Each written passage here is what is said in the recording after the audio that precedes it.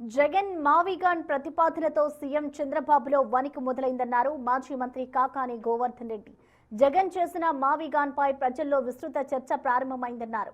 20,000 కోట్లతోనే capital corridor సిద్ధమవుతుందన్నారు.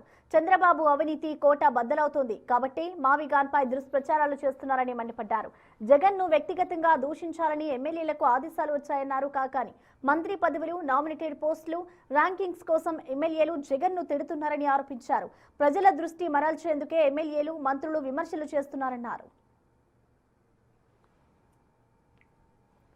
రాష్ట్ర ప్రజలందరికీ ఆమోదయోగ్యమైనటువంటి ప్రతిపాదనని జగన్మోహన్ రెడ్డి గారు ప్రజల్లోకి తీసుకొచ్చాడు. వెంటనే ఈ చంద్రబాబు నాయుడు ముఠాల్లో వణుకు మొదలైంది.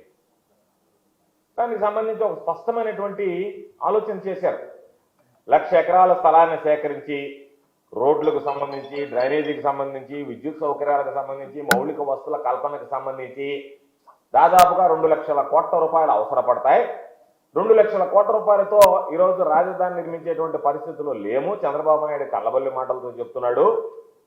కేవలం 20,000 కోట్లతోనే అతిపెద్ద గ్రోత్ ఇంజన్ గా మారేటువంటి ఈ మావిగాన్ అనేటువంటి 3 ప్రాంతాలకు సంబంధించి, 3 జిల్లాలకు సంబంధించి ఉన్నటువంటి ఈరోజు జగన్మోహన్ రెడ్డి గారు ప్రతిపాదించినటువంటి ఆ క్యాపిటల్ కారిడార్తో అమరావతిని పోల్చుకొని వాటి మధ్య ఉన్నటువంటి తేడాని ప్రజలు గమనించడం, విశ్లేషించడం ప్రారంభించారు.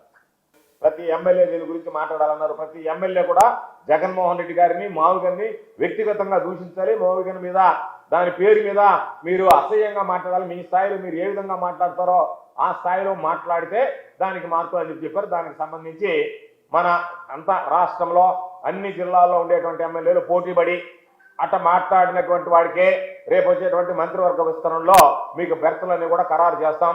భవిష్యత్తులో మీరు అడిగినటువంటి పనులు చేస్తాం. ఎవరైతే విమర్శించారో ఆ స్థాయిలో ఉన్నటువంటి వాళ్ళ ర్యాంకింగ్ పెరుగుతుంది.